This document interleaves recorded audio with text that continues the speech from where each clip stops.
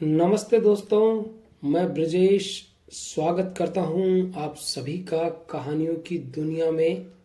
आज मैं आपके सामने एक छोटी सी गढ़वाली लोक कथा लेकर प्रस्तुत हुआ हूं। कहानी का शीर्षक है पाप पुण्य। क्या पाप है और क्या पुण्य है, इसी की पहचान इस कहानी में है। विचार कीजिएगा और शुरू करते हैं कहानी को पूरा ध्यान से सुनिएगा। छोटी सी कहानी है। किसी गांव में दो स्त्रियां रहती थी। स्त्रियां तो वहां और भी रही होंगी, पर यह कथा दो ही स्त्रियों की है। सतयुग की बात है। तब स्त्रियों के सत पर पृथ्वी टिकी थी। बादल ठीक समय पर बरसता था। बीमारी महामारी नहीं आती थी। पाप पास नहीं फटकता था।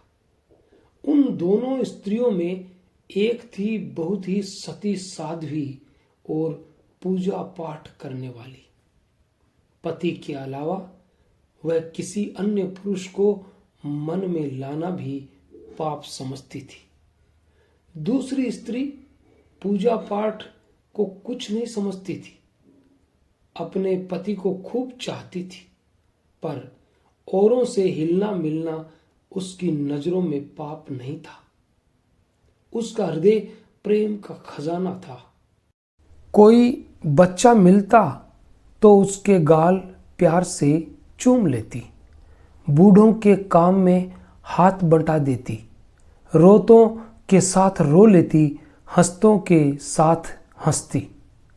समवयस्कों के साथ उसे कोई हिचक न थी। एक ही समय पर एक से बात करती, दूसरे की ओर मुस्कुरा देती, तीसरे को वह प्यार से देख लेती। सब उससे खुश थे, किंतु इतना जरूर था कि कुछ लोग उसके इसी खुले दिल के कारण उसके चरित्र पर संदेह करते थे। दोनों स्त्रियों की आपस में मित्रता थी। कभी कभी वे एक साथ खेतों में काम करने भी जाती थी। आषाढ़ के दिन शुरू हो गए थे। एक दिन वे दोनों खेती में काम करने नदी पार गई। अचानक बादल उमड़े, घोर वर्षा हुई। दोनों लौटी तो नदी में बाढ़ आ गई। पार होना मुश्किल था। दोनों परेशान थी। सती साध्वी सोच में पड़ गई। दूसरी ने हंसकर कहा, जरा अपना ज्ञान ध्यान तो लड़ाओ दीदी, तुम्हारा पूजा पाठ कब काम आएगा। पतिव्रता सती साध्वी को ये शब्द चुभ गए।